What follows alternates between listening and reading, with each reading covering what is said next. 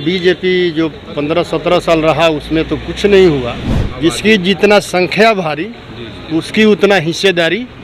और आज भी केंद्र में जो बीजेपी है वो तो जातीय जनगणना करा नहीं रहा है।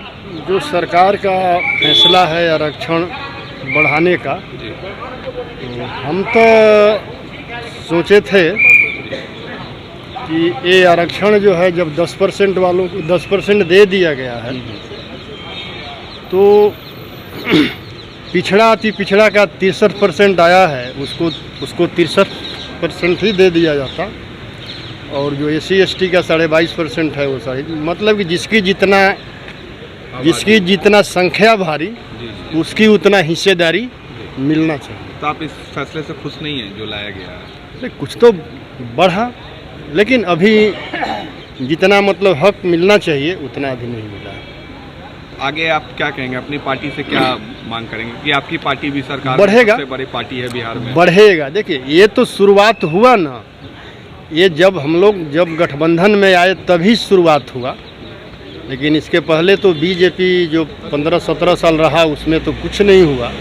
और आज भी केंद्र में जो बीजेपी है वो तो जातीय जनगणना करा नहीं रहा है। हम तो केंद्र सरकार से भी मांग करेंगे कि जब बिहार में जातीय गणना हो गया है तो केंद्र में भी पूरे देश में करा करके, और जब 10% वाले को 10% दे दिया है तो 90% वाले को 90% दे दो। बीजेपी कह रही है कि नीतीश जी ने चुनाव को देखते हुए इस तरह का ऐलान आज किया है।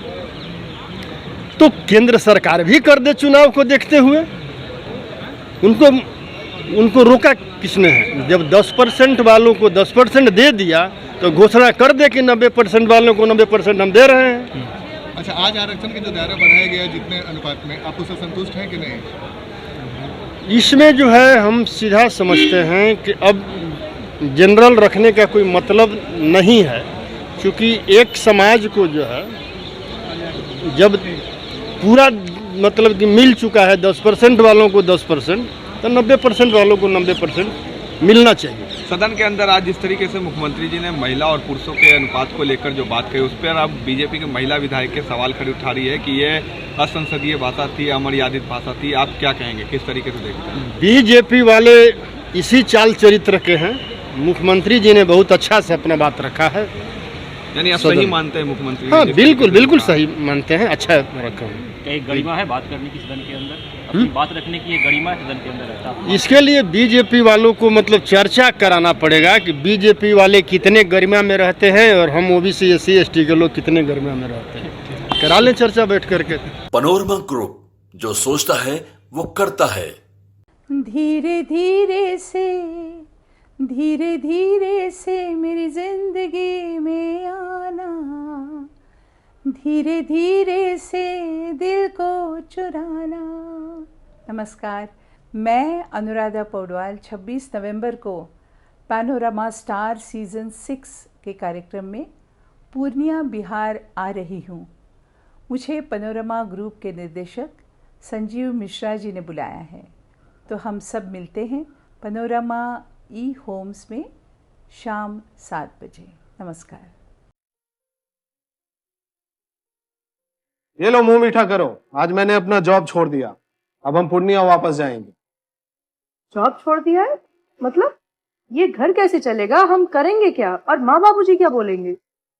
इसलिए मैं एक और मिठाई का डब्बा लाया। अपने बिजनेस के लिए लोन अप्रूव हो गया। अरे लोन अप्रूव हो गया वो तो ठीक है, लेकिन पूर्णिया में हम रहेंगे कहाँ? अपना घर भी तो नहीं है वहाँ। इसलिए तो एक और मिठाई का डब्बा अलग से लाया हूँ। हमने पूर्णिया में घर ले लिया है, पूर्णिया के होम्स पैनोरमा में। पूर्णिया में पैनोरमा ग्रुप लेकर आए हैं होम्स पैनोरमा। बड़ा घर, आलीशान जिंदगी और अत्याधुनिक सुविधाओं के संग। अरे अब क्यों मुंह मीठा करवा रही हो? क्योंकि हम घर वापसी जो कर रहे हैं। घर वापसी की खुशी पूर्णिया में होम्स पैनोरमा के संग। Homes panorama, luxurious lifestyle redefined.